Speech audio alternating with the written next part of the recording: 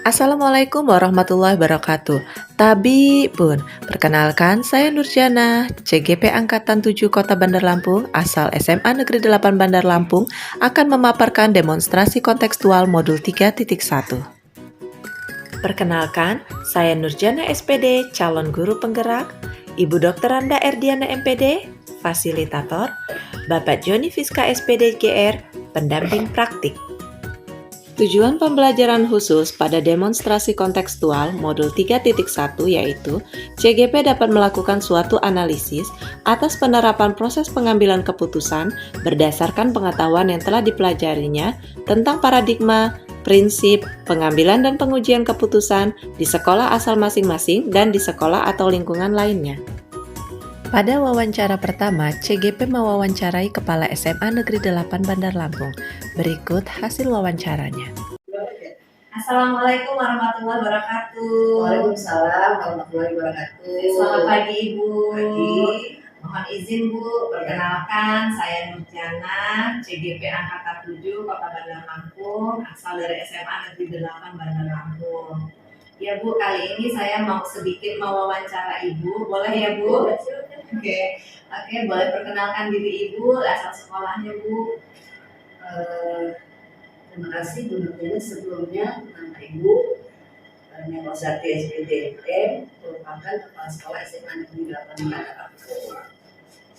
Baik Bu, terima kasih ya Bu ya sudah meluangkan waktunya untuk mau berdiskusi bersama saya. Jadi begini Bu, diskusi kali ini saya mengajak Ibu untuk membantu saya mengerjakan tugas gitu ya. Jadi menyelesaikan tugas di sini, tugas demonstrasi kontekstual yang ada di modul 3.1. Di mana di sini saya pun ingin Ibu juga mengungkapkan kasus-kasus yang ada di sekolah ini. Kemudian sebelumnya juga saya mau bertanya kepada Ibu untuk mengidentifikasi menurut Ibu identifikasi menurut Ibu tentang dilema etika dengan bujukan moral itu seperti apa Bu? Dilema etika menurut Ibu ya, ini menurut Ibu ya, yang biasa Ibu lakukan di SMA Negeri 8 Bandar Lampung merupakan keputusan dari seorang pemimpin, tentunya keputusan bersama di mana nilai-nilainya sesuatu yang benar, tetapi itu saling bertentangan. Atau itu misalnya bujukan moral itu merupakan keputusan tentunya ya yang dilakukan oleh seorang pemimpin juga, tetapi itu benar dan salah ya, tapi itu yang saling bertentangan. Iya Bu. Baik Bu, selama ini bagaimana Ibu menjalankan pengambilan keputusan di sekolah Ibu, terutama kasus-kasus di mana ada dua kepentingan ya Bu ya, yang sama-sama benar atau sama-sama mengandung nilai kebajikan.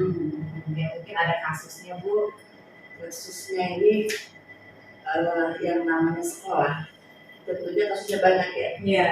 Bukan hanya siswa yang selalu berkutat dengan kasus tentunya ya, yang punya bolos dan sebagainya gitu kan, yang belajarnya selalu keluar dari ruangan, itu seperti itu ya kasus-kasus.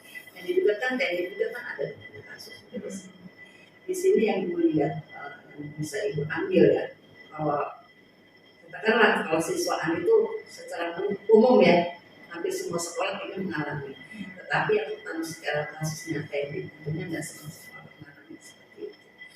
Kita di sini ada satu orang OB yang di sini setelah ada pendataan ulang kemarin itu ternyata batas usia maksimalnya itu lebih dari 58 kalau itu seorang karyawan. Kan kita tahunya kan karyawan ya di tahun PNS dan sebagainya itu nilainya kan usia maksimal kan 58 kecuali guru itu 60. Nah ini sudah usianya lebih dari 58. Nah, ini yang menjadi dilema kita yang harus kita tanggulangi, harus kita katakanlah kita selesaikan. Jadi terkait dengan usia pekerja ya. Usia pekerja. Oke. Langkah-langkah atau prosedur seperti apa Bu yang biasa Ibu lakukan untuk menangani kasus seperti ini? Ini setelah kita mengetahui bahwa dari pendataan yang sudah ada tadi itu ya, tentunya di sini kita harus saya panggil kepala usaha. Gitu. Apakah eh, pegawai ini atau OB ini masih layak untuk dikerjakan? Itu yang pertama. Yang kedua, tentunya kita melihat daripada undang-undang yang berlaku, undang-undang yang berlaku tentang tenaga kerjaan. Jangan sampai kita menjadi kesalahan. Gitu. Memang untuk undang-undang tenaga kerjaan ini maksimalkan 60 tahun. Nah, sedangkan ini kan sudah dari lebih dari 60 tahun. Jadi yang bersangkutan ini kita panggil, gitu. Kita panggil, dibuat kesepakatan bersama-sama. Tentunya bukan hanya sepihak dari saya saja. Jadi saya sebelumnya pun saya komunikasikan dulu dengan KTU, kemudian dengan Muhammadiyah, kemudian dengan ketua komite atau pengurus komite. Bagaimana ini gitu kan saya. Kalau memang itu layak kita pekerjakan, ya kita pekerjakan. Tetapi kita lihat kondisi daripada yang bersangkutan. Kalau yang bersangkutan kita mengatakan tidak layak lagi, ya kita bagaimana solusi yang kita ambil gitu kan. Maka itu setelah kita ada rembukan tadi, kita panggillah yang bersangkutan gitu kan. Bersangkutan kemudian setelah pemanggilan itu tentunya kita ada kesepakatan bersama dari bersangkutan. Dan itu secara tertulis sangat kesepakatan bersama itu. Jadi kita mengambil keputusan dengan sebenar-benarnya dengan mengikuti aturan yang ada. Oke Bu, jadi Ibu langkah-langkahnya mendata, mencari data, biodata pegawai tersebut, kemudian Ibu memanggil pegawai tersebut, kemudian memanggil kepala TU, wakil kepala sekolah dan ketua komite, kemudian membuat kesepakatan, ya Bu ya. Oke, hal-hal apa saja Bu yang selama ini Ibu anggap efektif gitu untuk mengambil keputusan pada kasus ini? Saya kembalikan pada aturan yang ada, gitu. Jadi efektifnya itu, jadi kalau sudah mengikuti aturan tentunya kan supaya bisa dipahami oleh yang bersangkutan tentang OB tadi. Gitu. Jadi kita tidak menyalahi aturan. Ya. Jadi kembali lagi ke aturan ya Bu ya. Oke. Hal-hal apa saja Bu yang selama ini menjadi tantangan dalam pengambilan keputusan pada kasus ini Bu? Inilah ya. Kita kan manusia juga yang punya rasa ya. Iya. Jadi di sini ada rasa kemanusiaan gitu. Jadi apalagi yang bersangkutan ini terkait dengan dia sebagai tulang punggung keluarga. Gitu. Jadi dilemanya di situ. Jadi rasa kemanusiaan kita yang bersangkutan adalah tulang punggung keluarga. Benar-benar dia tulang punggung keluarga. Jadi bagaimana cara mengatasinya, gitu kan? Nah ini yang harus kita pikirkan dengan sebaik-baiknya. Ya, jadi tantangannya ini ada pertentangan antara rasa kemanusiaan dengan peraturan ya Bu ya. Batin tentunya kan kita manusia kan gitu ya. Benar-benar. Itu. Ya. Apakah Ibu dalam menangani kasus ini memiliki jadwal tertentu dalam penyelesaiannya atau langsung ditindak ini Bu? Bentuk atau prosedurnya seperti apa yang Ibu jalankan? Kita nggak mesti ada jadwal tertentu dan saya tidak punya jadwal tertentu untuk aturan seperti itu. Setelah kita mengetahui permasalahan yang ada, tentunya kita harus langsung bertindak supaya tidak terjadi permasalahan yang berlarut-larut. Itu tadi saya kumpulkan dulu beberapa orang harapannya, maksudnya pengurus komite, wakil-wakil saya dan 4 orang wakil, kemudian dengan KTU dan bendahara. Itu saya kumpulkan dulu untuk penyelesaian seperti apa. Jadi keputusan ini diambil bukan hanya keputusan saya sendiri, tapi keputusan bersama yang benar-benar kita sudah pikirkan dengan sematang-matangnya, mengikuti aturan yang ada tadi. Ya Bu. Adakah seseorang atau faktor-faktor yang selama ini mempermudah atau membantu Ibu dalam pengambilan keputusan Bu dalam kasus ini? Kasus ini mempermudah. Tentunya kita kembalikan lagi pada aturan yang ada ya, gitu ya. Kita kembalikan pada aturan yang ada, kemudian tadi, jadi beberapa orang itu tadi, jadi kita bukan hanya saya yang mengambil keputusan, tapi ini adalah keputusan bersama terkait karena pembiayaan ini dilakukan oleh komite atau peran serta masyarakat. Tentunya saya kembalikan pada komite karena gajinya berdasarkan komite gitu. Jadi kita kembalikan lagi bagaimana ini. kalau misalnya komitenya peserta masyarakat yang masih memungkinkan, silakan. Gitu. Tetapi kita tetap mengikuti aturan yang ada. Jadi kita tidak melanggar aturan, jadi disesuaikan dengan aturan yang ada. Oke. Oke Bu, nih ada pertanyaan mungkin yang terakhir nih ya Bu ya. Dari semua hal yang telah disampaikan oleh Ibu, pembelajaran apa yang Ibu petik dari pengalaman Ibu mengambil keputusan dilema etika ini? Ini pertama tentunya kita lebih mensosialisasikan lagi undang-undang atau aturan tenaga kerjaan. Batas-batas usia maksimal berapa. Jadi yang bersangkutan misalnya di bekerja ini tentunya, jadi harus menyadari diri gitu. Jadi tanpa harus diberitahukan, dia sudah tahu loh batasan maksimalnya. Usia saya itu bentar lagi 60 tahun nih, atau 58 tahun kalau karyawan kan gitu ya. Jadi kita sudah harus siap-siap. Tentunya itu lebih mensosialisasikan lagi kepada teknik di sini. Yang kedua tentunya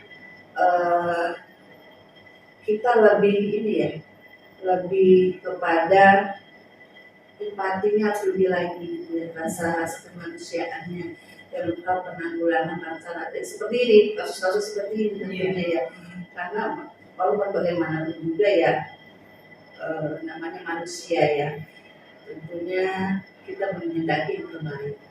Tentunya kita menghendaki keputusan ini benar-benar memang keputusan yang sudah bagus lah gitu, sudah bagus diterima sama-sama, menerimanya enak gitu. Begitu ya. Jadi terus dan ketiganya tentunya aturan-aturan itu diterapkan lagi. Gitu.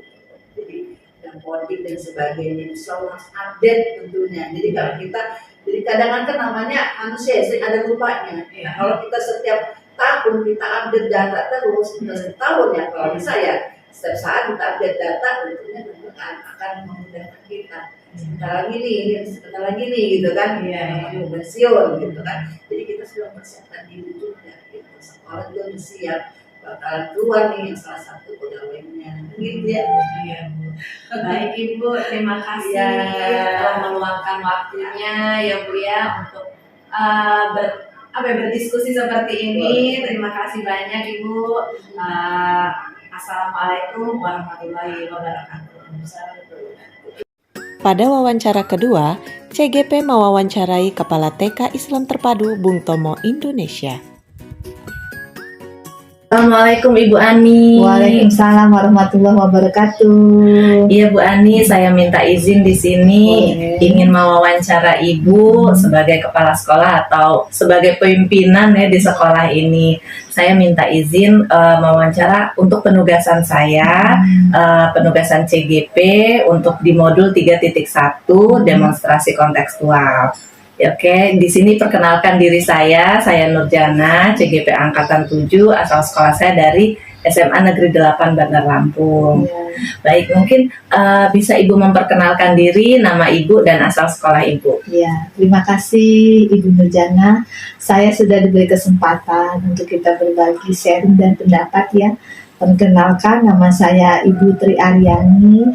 Kebetulan saya menjadi kepala sekolah di TKIP Bung Tomo Indonesia yang tepatnya beralamatkan di Jalan Pangeran Antasari, Gang Sandar 4, Kecamatan Kedamaian, Bandar Lampung.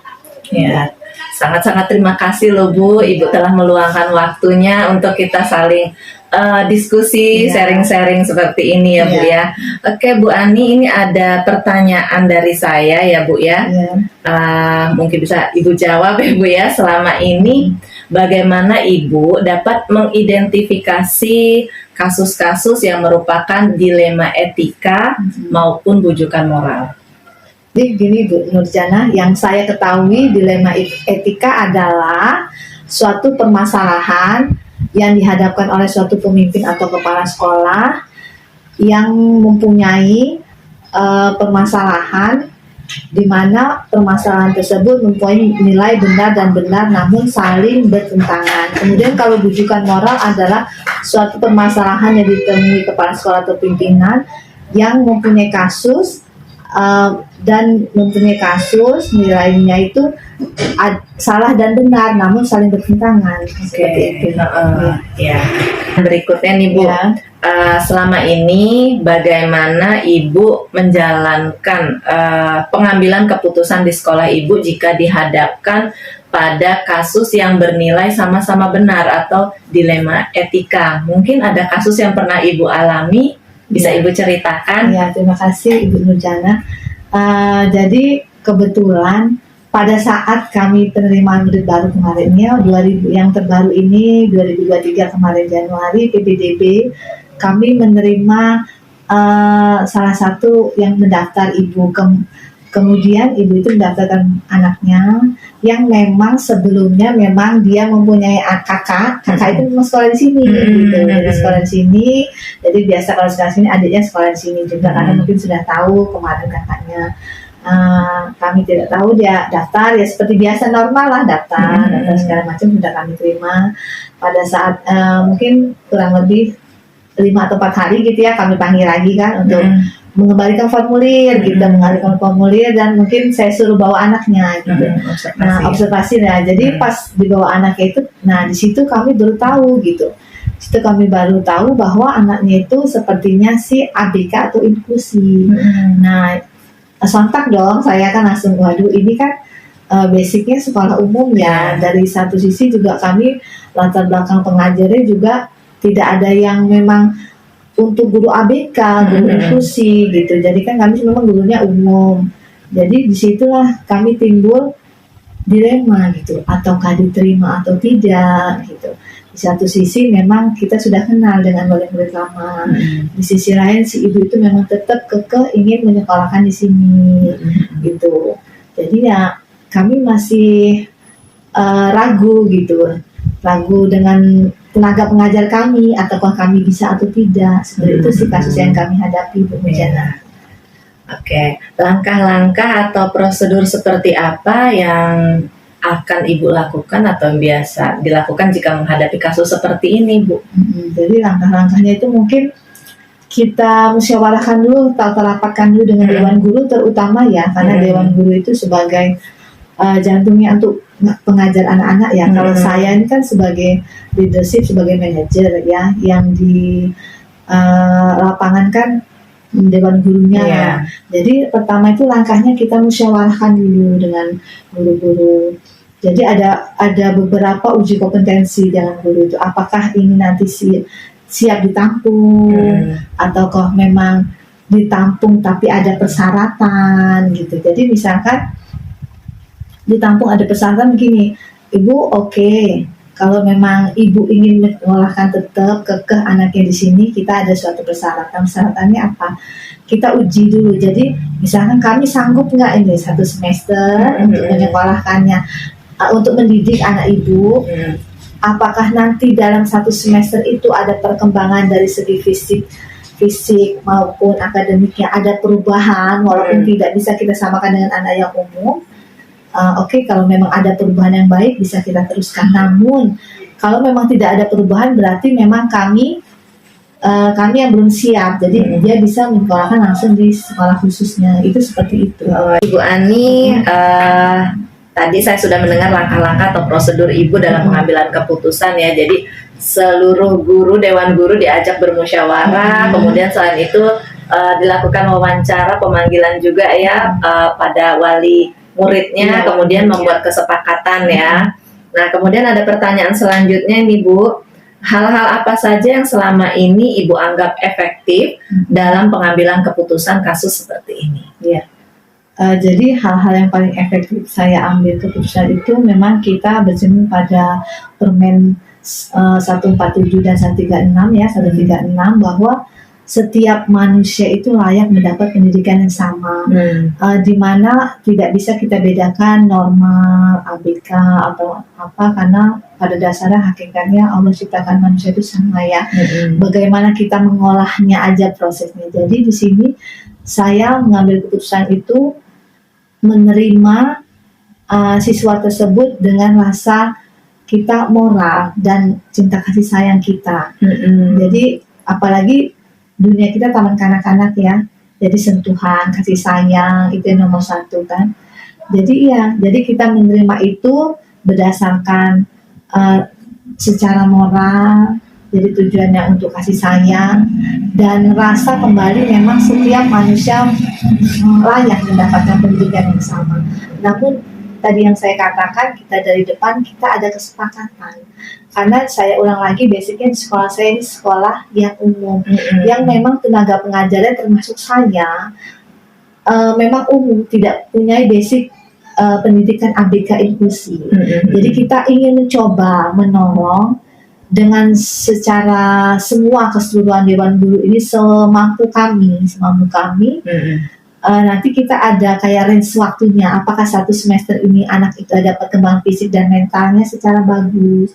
Kalau memang ada perkembangannya insya Allah kita lanjut, tapi kalau tidak ada perkembangannya atau penurunan atau apa, kita konsultasi dulu ke wali murid ini bagaimana solusinya, ataukah memang harusnya disekolahkan yang di tempat yang khusus memang benar-benar inklusi atau bagaimana. Jadi itu Iya.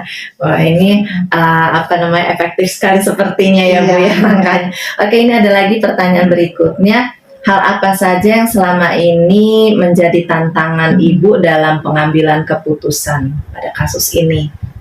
Ya, itu tantangannya menarik sekali ya, permasalahan ini yang kami hadapi dalam penerimaan PPDB ini ya, karena satu TK kami kan TK umum, karena tiba-tiba ada anak yang mendaftar ABK itu kan suatu tantangan yang besar. Bagi seorang pendidik apapun yang dihadapkan memang harus dicoba, seperti ilmu-ilmu baru gitu kan yang kami pelajari. Dengan adanya anak yang daftar ke kami ini juga memacu semangat kami untuk lebih bagaimana sih kita solusi untuk pemecahannya tumbuh kembang anak inklusi ini gitu. Jadi tantangannya seperti itu. Karena selama ini juga belum pernah kami menerima mendapatkannya. Mungkin ini Allah kirimnya sebagai kami untuk lebih belajar dan empati sesama manusia gitu. Oke Bu, seterusnya ini ada pertanyaan, apakah Ibu dalam menangani kasus seperti ini punya jadwal-jadwal tertentu atau langsung ditangani saat itu juga kasus ini? Biasanya kita jadwalkan dulu, karena dia seperti caranya dia mendaftar, mungkin melalui prosedurnya. Jadi nanti ya itu pertama itu kita musyawarahkan, kita rapatkan, kapan kita ketemu dengan wali murid itu. Bisa juga kita agendakan sebelum dia masuk sekolah, kita adakan trial dulu dia berapa harinya, ataukah kita bisa untuk masa percobaan sebelum KBM yang proses bulan Juli dilaksanakan gitu. Jadi ada jadwal trialnya, jadwal percobaannya gitu. Jadi ada jadwal ya Bu ya, nggak langsung seketika putus keputusan. Kalau seketika takutnya kalau diambil keputusan secara seketika, biasanya pendapat yang lebih dari satu itu kan lebih kondusif ya, lebih bagus gitu hasilnya daripada yang kita langsung mutusin hari itu kan biasanya kurang sempurna gitu. Oke Bu, ini ada lagi pertanyaan, apakah ada seseorang atau faktor-faktor yang selama ini mempermudah Ibu mengambil keputusan? Yang pastinya segenap seluruh ya, pertama kepala sekolah, wakil, staf dewan guru, wali murid, terutama wali murid, komite gitu ya. Kalau mungkin kita sebelum sekolah itu kita ada POMG, pertemuan komite, ini kami sekolah ini mempunyai seperti ini permasalahannya, bagaimana bisa urun rembuk gitu. Jadi kan tahu gitu. Jadi kan memang apalagi kasus ini kita menerima anak yang inklusi. Basicnya kita sekolah umum, bagaimana boleh atau tidak dari yang 90% boleh dikatakan wali murid itu anaknya insya Allah mudah-mudahan normal semua. Bisa tidak nanti yang komunitas inklusi dicampur dengan anak-anak mereka, bisa diterima atau tidak, itu yang sangat membantu sekali. Kemudian yayasan itu memang kita saling berembuk gitu. Jadi tidak, keputusan itu tidak diambil hanya saya yang ambil keputusan sebagai kepala sekolah, tidak, jadi dirembukan.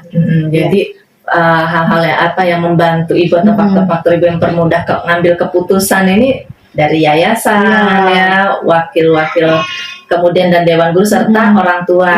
Orang tua dilibatkan komite. Oke Bu, selanjutnya nih dari semua hal yang telah Ibu sampaikan, adakah pembelajaran yang dapat Ibu petik dari kasus ini? Kalau pembelajarannya banyak sekali ya Bu Nurjana ya. Karena kita ini kan di dunia pendidikan ya. Di dunia pendidikan itu jadi kembali lagi setiap manusia itu layak mendapatkan pendidikan yang layak. Nah, apalagi kita sebagai seorang pendidik, seorang guru, digugu dan ditiru ya. Seorang ibu atau calon wali murid itu pasti sangat mengidolakan kita. Bagaimana kita membantu kesulitan, permasalahan putra-putrinya. Kita sebagai madrasah keduanya, madrasah pertamanya di rumah ibu ya, madrasah kedua itu sekolah. Jadi sekolah itu bagaimana ikut memecahkan masalah yang ada yang terjadi kepada anaknya, tumbuh kembang anaknya gitu. Jadi kesimpulannya banyak sekali itu dari segi moral, kemanusiaan kita ya, saling tolong menolong. Terus empati kita yang jadi merasakan apa yang dirasakan orang tua terhadap anaknya, karena pada dasarnya itu setiap anak Allah ciptakan berbeda, namun punya keunikan sendiri-sendiri. Jadi pesan moralnya insya Allah kalau kita sebagai guru apapun yang dihadapkan permasalahannya kita beri sumbangsih dengan kasih sayang, moral gitu, dan memang harus dengan tulus, dengan ikhlas gitu. Oke. Ya. Wah, ini udah banyak sekali obrolan kita Bu Ani. Terima kasih banyak saya ucapkan sama sama-sama. Ibu ya. Jadi dengan ada Ibu ini memberikan jawaban-jawaban dari pertanyaan saya, ini juga menambah wawasan juga pada saya. Ya, seperti apa penanganan terhadap siswa inklusi ya. Kemudian bagaimana Ibu mengambil keputusan, tidak ibarat tidak langsung atau tidak terburu-buru, perlu ada rembukan seperti itu untuk supaya mendapatkan keputusan win-win solution ya Bu ya. Ya, kemudian di sini kan lebih kita selain mengikuti aturan, kemudian juga ada rasa kasih sayang ya Bu ya yang di sini diterapkan. Oke Ibu, terima kasih banyak atas kesempatannya ini saya wawancara ya Bu ya. Oke, saya mengucapkan banyak terima kasih. Sama-sama. Assalamualaikum warahmatullahi wabarakatuh. Waalaikumsalam warahmatullahi wabarakatuh. Sama-sama Ibu Nurjana. Sukses selalu. Terima kasih. Refleksi wawancara. Hal-hal apa yang muncul dalam wawancara tersebut? Pertanyaan mengganjal apa yang masih ada dari wawancara bila dibandingkan dengan hal-hal yang Anda pelajari seperti 4 paradigma, 3 prinsip, dan 9 langkah pengujian? Apa yang Anda dapatkan? Sesuai wawancara yang telah saya lakukan, kepala sekolah telah melakukan pengambilan keputusan dengan mengidentifikasi masalah, melakukan diskusi dengan unsur-unsur yang ada di sekolah, terutama dengan pihak yang terlibat langsung, membuat keputusan yang bijaksana, bertanggung jawab, dan memaksimalkan potensi positif dan meminimalisir potensi negatif. Menurut saya, kedua kepala sekolah dalam mengambil keputusan telah sesuai dengan teori modul 3.1 tentang pengambilan keputusan berbasis nilai kebajikan dengan menerapkan 4 paradigma, 3 prinsip, dan 9 langkah pengujian dan pengambilan keputusan. Namun, tidak semua langkah dilakukan secara berurutan dan ada langkah yang tidak dilakukan seperti pengujian benar dan salah dan opsi trilema. Bagaimana hasil wawancara dengan 2-3 pimpinan yang Anda wawancarai? Adakah persamaan atau perbedaan? Berdasarkan wawancara, ada beberapa persamaan pengambilan keputusan, yaitu mengidentifikasi masalah, mengumpulkan fakta yang relevan, melakukan diskusi untuk penyelesaian masalah terutama dengan yang terlibat. Berdasarkan wawancara, ada beberapa perbedaan pengambilan keputusan, yaitu kepala sekolah pertama langsung bertindak untuk menyelesaikan masalah, kepala sekolah kedua memiliki jadwal untuk menyelesaikan masalah. Adakah hal yang menonjol yang dilakukan pemimpin tersebut dalam mengambil keputusan? Menurut saya, yang lebih menonjol dalam mengambil keputusan adalah kepala sekolah pertama, karena hampir semua langkah-langkah dalam pengambilan keputusan berdasarkan modul 3.1 muncul. Apa rencana ke depan para pimpinan dalam melakukan pengambilan keputusan pada dilema etika? Rencana ke depan yang akan dilakukan oleh kedua pemimpin tersebut adalah melakukan analisis pada setiap permasalahan yang ada dengan menggunakan 4 paradigma, 3 prinsip, dan 9 langkah pengujian dan pengambilan keputusan. Lebih khusus pengujian benar salah, sehingga diharapkan dalam pengambilan keputusan ke depan sesuai dengan nilai-nilai kebajikan dan aturan yang ada, serta berdampak positif bagi semua orang. Bagaimana mereka bisa mengukur efektivitas pengambilan keputusan mereka? Kedua pemimpin akan melakukan pengukuran efektivitas pengambilan keputusan melalui refleksi atas keputusan yang telah diambilnya, sehingga pada setiap pengambilan keputusannya akan memberikan dampak baik dan solusi terutama pada yang terlibat. Bagaimana Anda sendiri akan menerapkan pengambilan keputusan dilema etika pada lingkungan Anda, murid-murid Anda, dan kolega guru-guru Anda yang lain? Kapan Anda akan menerapkannya? Saya akan menerapkan 9 langkah pengujian dan pengambilan keputusan dalam menghadapi dilema etika pada murid dan kolega guru. Saya akan menawarkan mereka untuk mengambil keputusan berdasarkan 9 langkah pengambilan keputusan yang saya pelajari. Selanjutnya, saya akan melakukan tahapan-tahapan mengenai nilai-nilai yang bertentangan, menentukan siapa yang terlibat, mengumpulkan fakta-fakta yang relevan, pengujian benar atau salah, pengujian paradigma, melakukan prinsip resolusi, membuat opsi trilema, buat keputusan, dan refleksi atas keputusan. Dan saya akan menerapkan hal ini apabila saya dihadapkan pada pengambilan keputusan antara dua hal, yang keduanya bernilai benar dan benar tetapi bertentangan atau dilema etika. Demikianlah pemaparan demonstrasi kontekstual saya, modul 3.1, pengambilan keputusan sebagai pemimpin pembelajaran. Saya Nurjana, SPD, CGP Angkatan 7 Kota Bandar Lampung, mengucapkan terima kasih. Assalamualaikum warahmatullahi wabarakatuh.